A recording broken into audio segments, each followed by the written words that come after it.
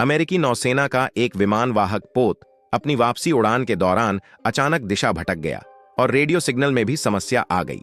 विमान वाहक पोत का स्थान पता लगाने के लिए उन्होंने इस क्षेत्र की वायु प्रवाह और समुद्री लहरों के आधार पर उसकी अनुमानित दिशा निकालने की कोशिश की, लेकिन नतीजा यह हुआ कि वे कुछ समझ ही नहीं पाए। आधा घंटा उड़ने के बाद भी उन्हें विमान वाहक पोत का कोई निशान नहीं मिला और बुरी बात यह थी कि विमान का ईंधन टैंक लगभग खाली हो चुका था। विमान की ऊंचाई बनाए रखने के लिए कप्तान ने नेता को आदेश दिया कि वे अपना आखिरी बम फेंक दें, लेकिन उससे भी ज्यादा देर तक काम नहीं चला।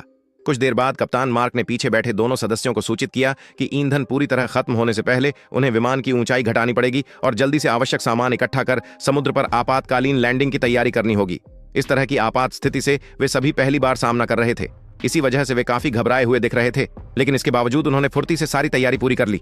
फिर मार्क ने विमान की ऊंचाई घटाना शुरू किया। इस तरह के ऑपरेशन के लिए मेरा मानना है कि विमान उड़ान भरने के बाद आधे घंटे से अधिक समय बीत चुका था।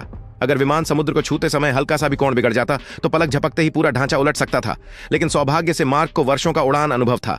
इस बार लैंडिंग एकदम परफेक्ट रही। स्टूला को थोड़ी चोट लगी, लेकिन मार्क और ओल्ड्रिच बिल्कुल सुरक्षित थे और विमान भी टूटकर बिखरा नहीं। लेकिन फिर भी विमान जल्द ही डूबने वाला था, इसलिए उन्होंने तुरंत ऊपर का केबिन दरवाजा खोला। मार्क के कूदने के बाद उन्होंने फौरन लाइफ बोट खोलनी शुरू कर दी।